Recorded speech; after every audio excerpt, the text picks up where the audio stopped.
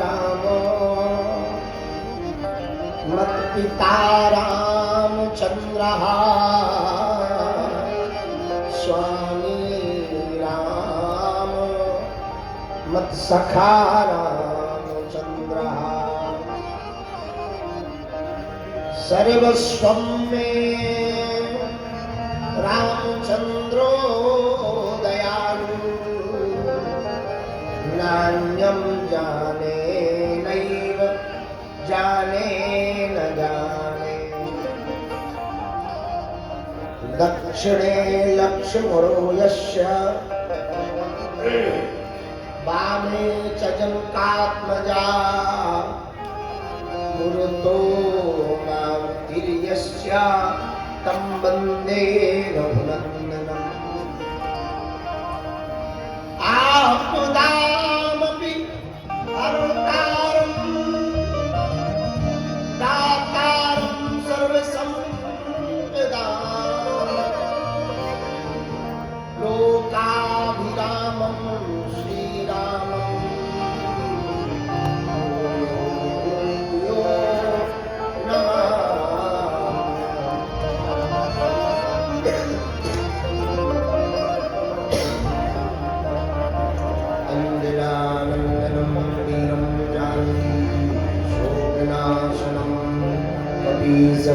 समक्षहन्तारं वन्दे लङ्काभयङ्करम् गोस्पदीकृतवारीशं मस्कीकृतराक्षसं रामायण महामालारत्नं वन्दे अनिलात्मजम्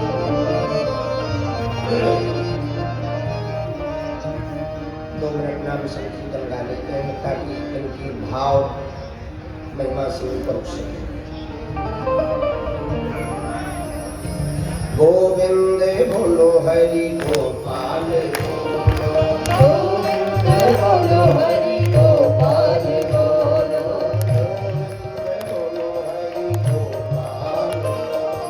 गोविंद बोलो हरि गोपाल बोलो राधा रमण हरि रतलाल बोलो राधा रमण हरि रतलाल बोलो राधा रमण हरि रतलाल बोलो राधा रमण हरि रतलाल बोलो रतलाल बोलो जय जय गोपाल रतलाल बोलो जय जय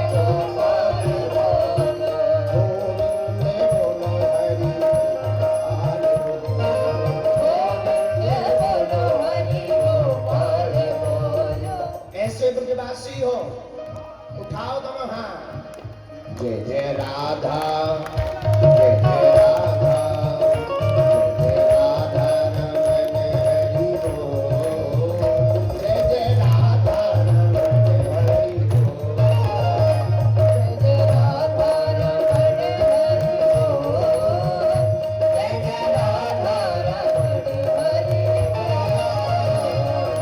बोल हरि बोल हरि हरि हरि बोल हरि बोल हरि बोल हरि हरि हरि बोल हरि बोल हरि बोल हरि हरि हरि बोल हरि बोल हरि बोल हरि हरि हरि बोल जय राधा जय जय राधा जय राधा रमण हरि बोल जय जय राधा रमण हरि बोल जय जय राधा रमण हरि बोल जय जय राधा रमण हरि बोल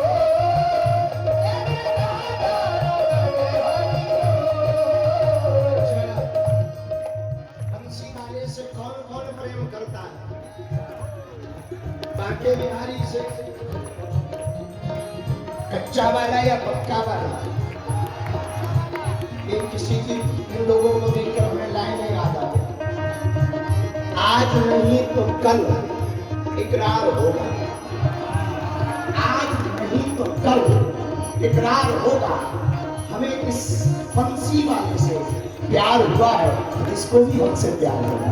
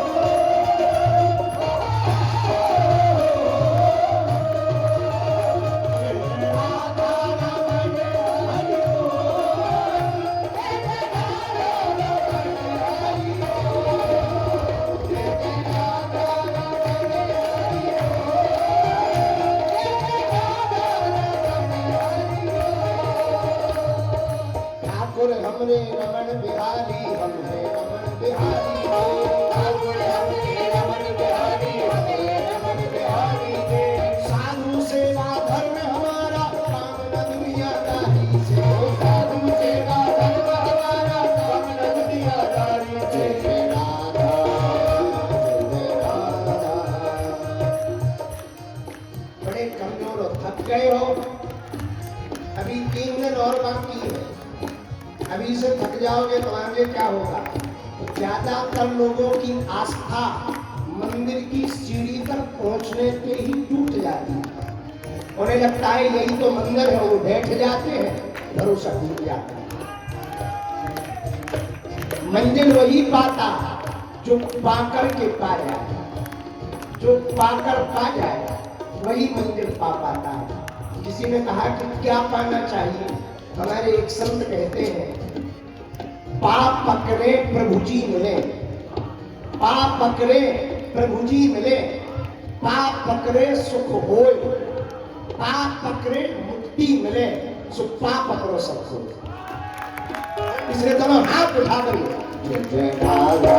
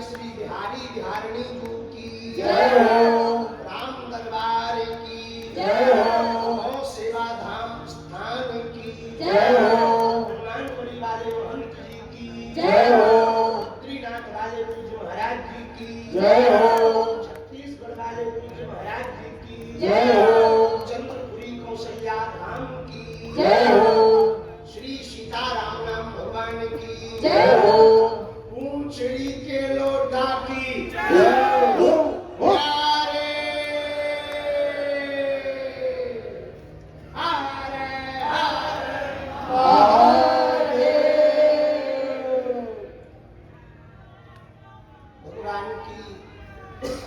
अनुकंपा से आज षष्ठम दिवस की पदयात्रा निर्विघ्न संपन्न हुई। आज की पदयात्रा थोड़ा विलंब से शुरू हुई पर समय पर आई। प्रातः काल पदयात्रा जैसे ही आगे बढ़ी,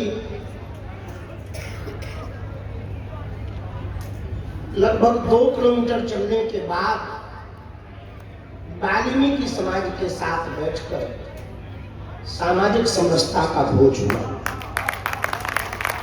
जिसमें भारत के मूर्धन्य विद्वानों सहित संतों सहित जो वाद्य यंत्र बजाते हैं शादी विवाह आदि में, पासा वाले, ढोल नगाड़े वाले, हमारे यहाँ उनको बांस का काम, बांस की चर्चा कर रहे थे। वंश कार्य का कार्य करने वाले परिवारजनों को सड़क पर बैठाकर इस दास ने, इन महापुरुषों ने उनके साथ आज भोजन किया। सराय खटेला में ग्रामीणों के साथ बैठकर हिंदू एकता का संकल्प लिया। इसके बाद सराय गांव पहुंचे, जो पूरा इस्लाम, ज्यादातर इस्लाम धर्म के लोग वहां रहते हैं। वहां मुस्लिम समाज के लोगों ने स्वागत किया था, हमने भी स्वीकार किया। वहां के सरपंच इरशाद जी थे, उन्होंने जब वो माला लेके आए तब हमने उनको एक ब्रह्म ज्ञान दिया कि आप अपनी पूरी कौम के बच्चों की शिक्षा नीति बदलो और उनको राष्ट्रवादी बनाओ, वरना एक डॉक्टर मुल्ला के कारण पूरी कौम तुम्हारी खतरे में है। और इसका कहीं ना कहीं कारण आपकी शिक्षा नीति है। उस शिक्षा नीति में राष्ट्र प्रेम, शांति की, समरसता की, चेतना की बात यदि पढ़ाई जाएगी, और हमने उनसे कहा कि आप वीडियो पर अपनी कौम को समझाओ, वरना अब भविष्य में, कालांतर में हिंदू यदि जवाब देने लगेगा तो फिर आपका घर नहीं बचेगा। इनको थोड़ा बुरा भी लगा। बाद में उन्होंने कहा हम इस बात से समर्थित हैं, आपकी बात से, और हम जो कल हुआ परसों दिल्ली में उसका हम विरोध कर रहे हैं। हमका बहुत बढ़िया, इसलिए तो तुम बगल में खड़े हो। यदि तुम उनका सपोर्ट करते तो हरियाणा पुलिस लठ बजाती। जिहादी आतंकवादी आपके घरों से ना निकले, ऐसी मानसिकता को दबाना चाहिए और खत्म करना चाहिए। देश सबका है, तुम्हारा है, हमारा है, सबका है। लेकिन जब हम अब्दुल कलाम को सल्यूट कर सकते हैं तो तुम राम को भी तो राम राम कर सकते हो।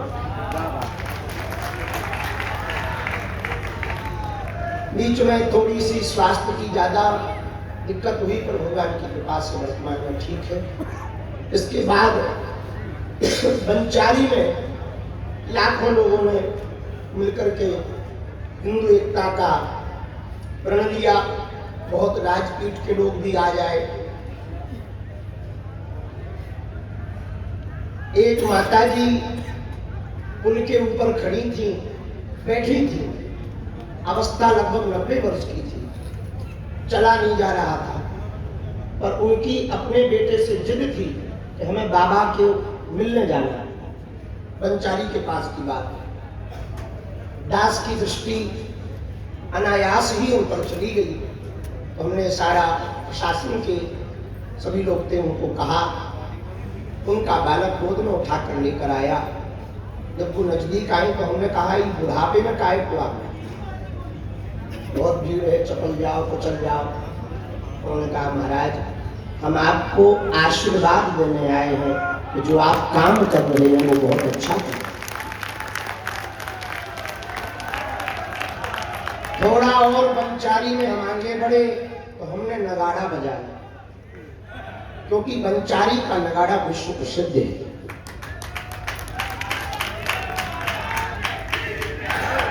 और अब बंचारी के दाऊ जी महाराज का दर्शन चित्र विग्रह से हुआ। हमने वहीं से उनको प्रणाम किया, दाऊ जी को फल मूसल लिए वो खड़े हैं। आज की इस संध्या काल विश्राम की वेला में कोटवन वाले परम पूज्य श्री मणि जी महाराज जी उनके श्री चरणों को दंडवत है। कल आप भी विराजमान होंगे।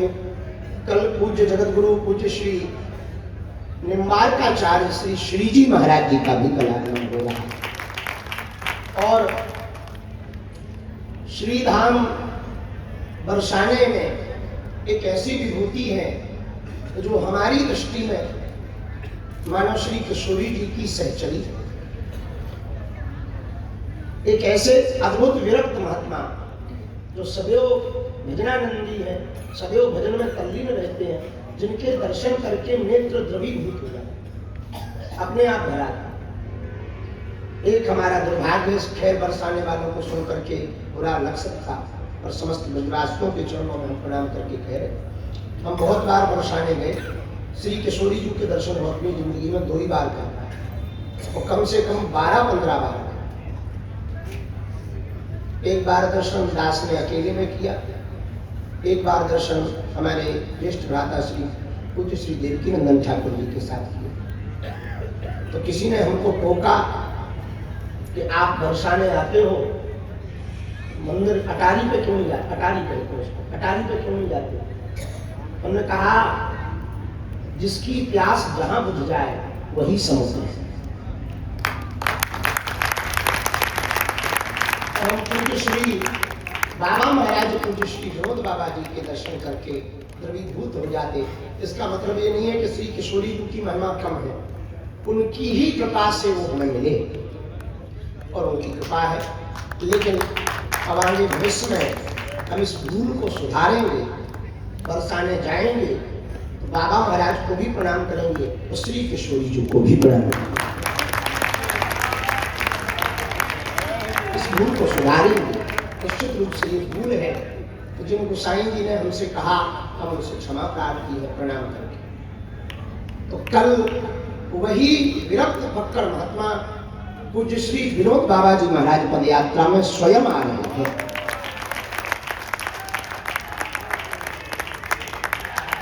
जिस होटल में हम लोग बैठे हैं, आगे कल महाराज जी के यहाँ भंडारा है, कोटवन में खूब बमचक इनके यहाँ होनी।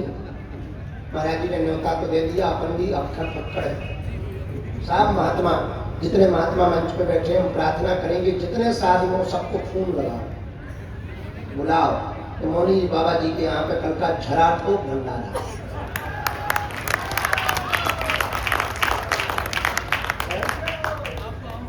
और दक्षिणा का लिफाफा महंत राजदास जी कह रहे कि मोटी लगी, कैसा विरोध कर रहे हो, हम बीच में फंसे हैं तो हमें यहाँ की बात यहाँ कहनी पड़ेगी। तो कल महाराज जी के यहाँ तो है ही है, लेकिन उसके पूर्व में होटल में आप श्री के यहाँ जब से गए हैं, आपने कृपा की है। पदयात्रा का स्वरूप ब्रज क्षेत्र में यदि दिव्य है तो वो ब्रजवासियों के कारण है। अब दिव्यता को भव्यता को दिव्यता में परिवर्तित किया जाता है और दिव्यता को देवता में परिवर्तित किया जाता है। अब वो संतों की कृपा से हो सकता है। आज एक व्यक्ति हमसे फोन से कह रहा था दोपहर में, बहुत प्रसिद्ध भारत के बहुत पहुंचे हुए व्यक्ति हैं, उन्होंने फोन लगाया, आपके स्वास्थ्य का हाल हमें पता लगा, ठीक है, ठीक है आपकी कृपा से। उन्होंने कहा कि आपको चलने में बड़ी तकलीफ हो रही है, कोई महात्मा आपका हाथ पकड़े चल रहे थे। हमने कहा सुनो, जिनका हाथ महात्मा पकड़ लेते हैं परमात्मा उसे छोड़ता है, इसलिए हमें चिंता करनी। तो आपके कारण तो बहुत यात्रा की व्यवस्थाएं सहज हो गई। इस होटल में आपके यहाँ पहुंचने के पूर्व में एक और स्थान पड़ता है, गौ सेवा धाम, जहां जीव में शिव देखा जाता है। यदि नर में नारायण देखा जाता है तो जीव में शिव भी देखा जा सकता है। जहां हम पिछली बार गए थे, पूज्य मौनी बाबा जी भी थे, सब संत थे, और होटल की एक ऐसा प्रसिद्ध नाम जिन्होंने संपूर्ण भारतवर्ष ही नहीं अपितु पूरे विश्व में, होटल ब्रज तो वैसे ही प्रसिद्ध है, होटल प्रसिद्ध, गौ सेवा धाम की सेवा के कारण बहु प्रसिद्ध हो गए। पूज्या देवी चित्रलेखा जी, उनके स्वामी जी तो हमारे साथ कंधे से कंधा मिला के चली गए। श्री माधव तिवारी जी, उनका भी कल पदयात्रा में आगमन है। बड़ी अभूतपूर्व सेवा वहां भी हो रही, गौ सेवा धाम भी देखने योग्य जगह है, बड़ी अद्भुत सेवा हो रही। वहां भव्य दिव्य 8 बहुमंजिला हॉस्पिटल भी बन रहा है। ऐसी सेवाएं इस क्षेत्र में यत्र तत्र सर्वत्र चल रही है। आज की सभा के प्रारंभ में हमारे ज्येष्ठ भ्राता श्री युग कवि के रूप में जिनको जाना गया, ऐसे श्री कुमार विश्वास जी का भी आगमन हुआ था। संस्कार टीवी चैनल के CEO मनोज त्यागी जी भी आए थे, और हम नाम भूल गए। राजपीठ के बहुत लोग आए थे, लेकिन हमारे मंच के दक्षिण भाग में, बहुत ध्यान से सुनो, आप लोग यदि ध्यान से सुनोगे तो विराम पे हम भी एक कविता सुनाएंगे। हाँ, हम भी कविता गाते हैं, वो बात अलग है कि पेमेंट नहीं लेते। खैर आज तो आप लोगों को भी नहीं मिली, गांठ का किराया लगा के आए। बाबा पे होता ही क्या है, पार्वती जी से यही तो कहा था सप्तऋषियों ने, बोले जिनसे तुम ब्याह करने उनके घर ही नहीं है, रहोगी कहाँ? अब बोले घर नहीं है, मकान नहीं है। पार्वती जी बोली और बढ़िया, दीपावली की पुताई बन। सप्तऋषि बिना रहे, आओ बोल, निर्वस्त्र रहते, कपड़े ही नहीं पहनते। बोले और बढ़िया, प्रेस की झंझट खत्म। सप्त ऋषि बोले वहां पर पानी का पंप नहीं है, न संभल सियर है, न पूरा बर्फ है, बर्फ। बोले टेंशन नहीं है, गंगा है, कोई बटन दबाने की जरूरत नहीं, बाल्टी ना महाराज टेढ़ो कर लो। बोले पर्वत बहुत ऊंचा है, बर्फ भरी हुई है।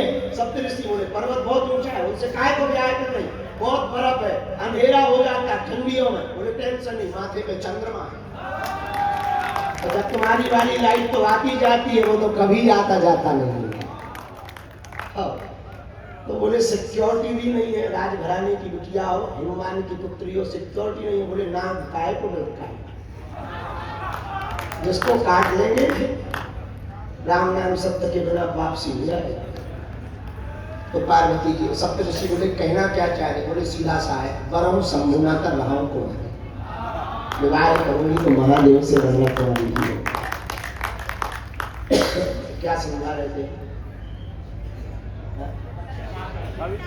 हाँ, हमारे इस तरफ में आज बहुत गणमान्य और हमारे तो इन 4 दिनों की इस पदयात्रा में पूरी पदयात्रा यदि किसी के कारण सुरक्षित है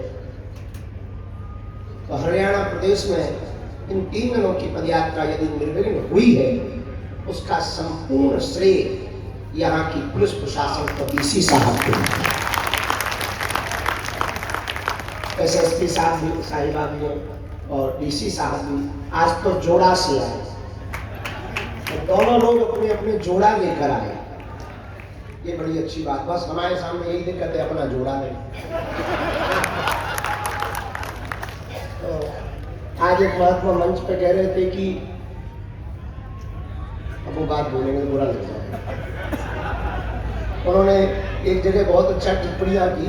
बोले हिंदू घट रहा है तो हिंदुओं को 10-10 बच्चे पैदा कराने चाहिए। तो हमारे बगल में एक दूसरे महात्मा बैठे थे, बोले आप अपना प्लान बताओ।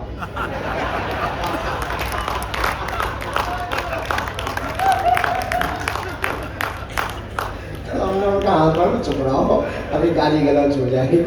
सन्यासी ठहरे, साधु तो आदेश नहीं देता, उपदेश देता है। मानना न मानना आपका काम है। आदेश देना राजा का काम है, उपदेश देना महात्मा का काम है। राजा यदि आदेश देता है, आदेश है ऐसा करो, ये राजा कह सकता है। साधु उपदेश देता है, क्योंकि ये महाराजा है। उपदेश अच्छा लगे तो करो, नहीं तो कट भी लगा, इसलिए साधु उपदेश देता। तो आप दोनों के कारण अपनी यात्रा निर्विघ्न संपन्न हुई। डीसी साहब भी अपना हमें लेने की आवश्यकता इसलिए नहीं है कि बहुत चर्चित है, और आप बड़ी विनम्रता है, सहजता है, सौम्यता है, त्वरित प्रक्रिया देने की भगवान की कृपा से मेधा और प्रज्ञा। कटरी के बजे बीच में ऐसा बोलो जैसे उनको भरैया हो।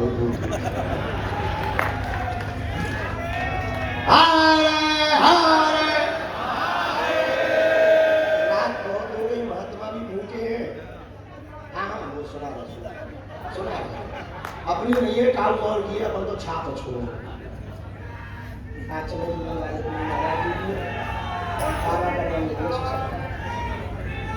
अच्छा, न्यायपीठ से भी न्यायपालिका के लोग बैठे, खूब साधुवाद बहन जी को हर हर हर हर हर हर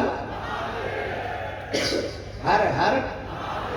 आज हम कोई प्रवचन नहीं सुनाएंगे, एक सूत्र देंगे, वो तुम्हारे काम का है। उच्चारण से ये आप लोगों को बुरा नहीं लगेगा, लग भी जाए तो अपन कौन दोबारा मिलेंगे, ठीक से सुनो। पंकज पंडित, तो बुंदेलखंड की धरती हमारे गौरव।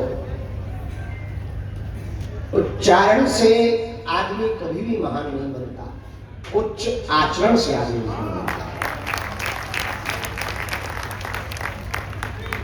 यदि उच्चारण ठीक हो, उच्च आचरण न हो, तो सब फीका रहता है।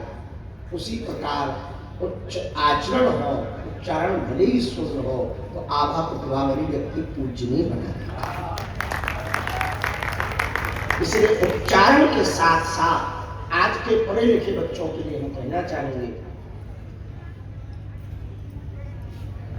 आज के पढ़े लिखे जितने बच्चे हैं, रील का जमाना है, खूब रील बनाओ, पर रियल बात मत खोजो, रियल बात मत खोजो, रियल को पकड़े रहो।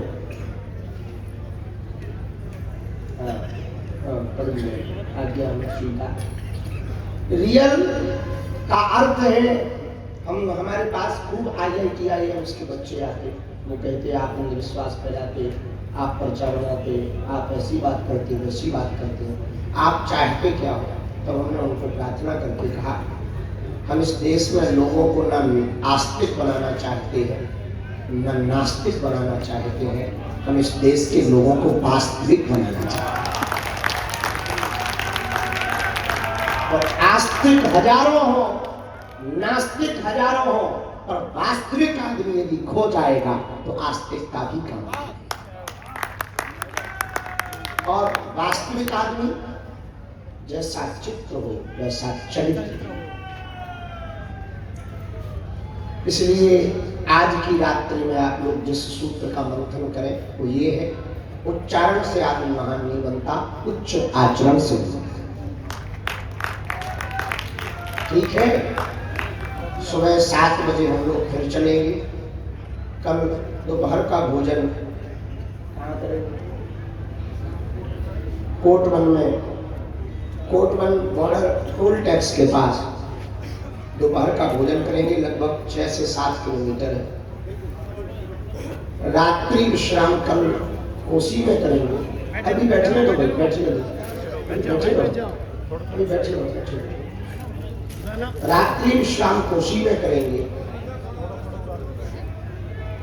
कल 13 तारीख है। ये पदयात्रा हिंदुओं की एकता के लिए। ध्यान से सुनो समस्त हिंदू समाज, और कान खोलकर सुनो। झाड़ू बंधी रहती है तो कचरा साफ करती है, झाड़ू खुल जाती है तो स्वयं कचरा बन जाता है।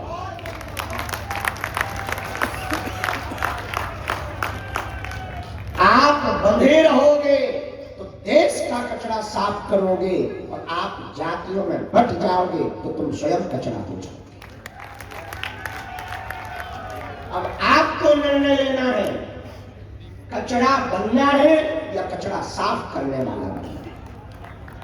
और कचरा साफ करने वाला यदि बनना है तो 16 नवंबर को 12 बजे दोपहर में वृंदावन के छठी करा के 4 धाम पर एकजुट होकर के हम लोगों को आतंकवादियों के मुंह पर तमाचा मारना है। तुम इतनी भी प्लानिंग कर लो हमें रोकने की, न हम रुकेंगे, न हम झुकेंगे, न हम हटेंगे, न हम पीछे मुड़ेंगे। डटे थे, डटे रहेंगे, हिंदू एकता करके।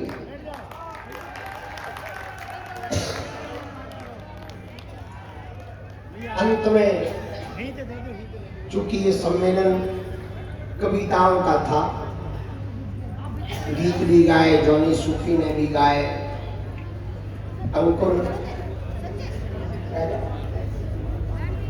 अंकुश राजा, रोशन प्रिंस, इन्होंने गीत गाए और कविताएं हुई। लास्ट में तो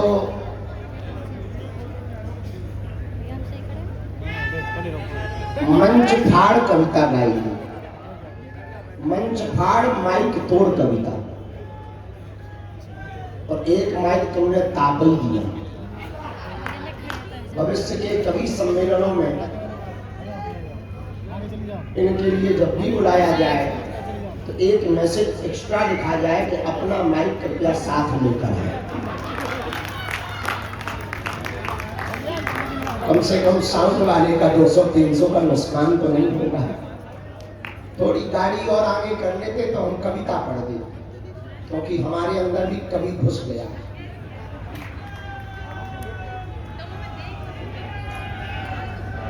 एक बार यहाँ की प्रशासन को जोरदार ताली बजा करके धन्यवाद हो। और करती पुलिस प्रशासन के विभाग, पुलिस प्रशासन भी और प्रशासनिक सभी अधिकारी बहुत पुरुषार्थ करते हैं हम सबके लिए, देश के लिए। अच्छा, एकमात्र ड्यूटी पुलिस वालों की ऐसी है, मन लगे या ना लगे पर खड़े रहना पड़ेगा। हाँ, बड़ी विचित्र नौकरी है पुलिस वालों की। पूरी दुनिया में सबसे ज्यादा विचित्र नौकरी किसी की है तो पुलिस वालों की। लुगाई किसी की गुम जाए, टेंशन पुलिस को।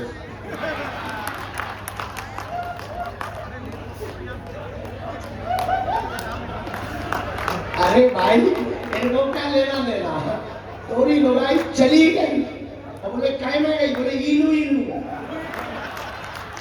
अब बेचारे पुलिस वालों का, एसपी साहब का, टीआई साहब का 1% दूर तक वो बारात के रसगुल्ला तक नहीं खाने लगे, लेकिन टेंशन पुलिस। चोरी कहीं हो जाए, भले ही 2 नंबर का माल चोरी हो जाए, पर टेंशन पुलिस। सबसे खतरनाक नौकरी है पुलिस की, जो अपने त्योहार को छोड़कर तुम्हारे त्योहार ठीक ठाक मनाने के लिए घर से बाहर है। एक बार जोरदार ताली बजा करके धन्यवाद हो। और अगले कवि सम्मेलन में हमारा भी नाम लिख देना। हाँ, हमको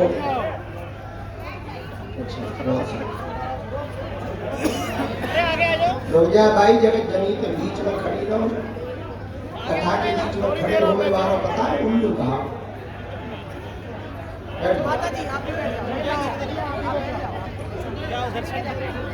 अब को नाम तो भूल गया।